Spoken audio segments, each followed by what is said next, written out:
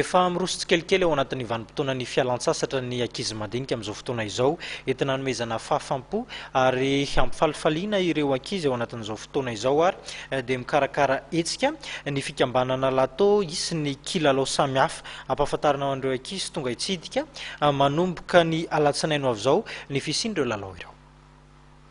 Anomboka ny alatsinainy 20 Jolay izao ka hatramin'ny fahavalon'ny volana Aogositra ny hetsika fampilalaovana ankizy tanterahan'ny fikambanana lato etsy amin'ny ANS Ampefiloha.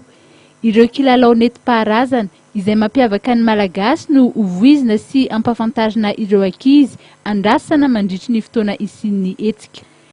Ny atao androany atao amin'ny ANS Ampefiloha dia fandokafana ny kilalao ataon'ny association lato. Dia atao akinato zao ny ankizy rehetrarehetra manomana an'ilay fahatongavany ray aman-dreny sy ny ankizy rehetrarehetra ho an'ilay kilalao amin'ny latsinainy amin'ny 20 Juillet.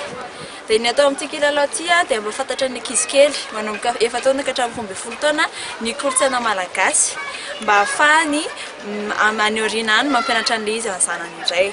Tamin'ny taona 2024 zao nefa nanao kilalao an'ny ankizy kely zahay dia ny tena tanjonay dia ny ampilalao ankizy, ny ampifalifaly ankizy, hitondra tsikitsiky ho an'ny ankizy zay no tena tanjonay dia amin'ity no tena voizina ny kolotsaina malagasy dikan'izany hoe ny kilalao gasy rehetrarehetra no ataonay amin'ity na ny sakafo hoaninay ao koa ary dia gasy daholo ny fiakanjonay gasy ihany koa miaraka amin'izao satroka izao ny paozinay ankamaroany gasy dia ny kolotsaina zay kolotsaina malagasy. Ny taona 2024 no efa niforona ny fikambanana lato izay ivondronan'ny tanora eo anelanelan'ny 12 ka hatramin'ny 15 taona. Tanjon'ny fikambanana ny ampilalao sy hitondra fitsikina ho an'ny ankizy.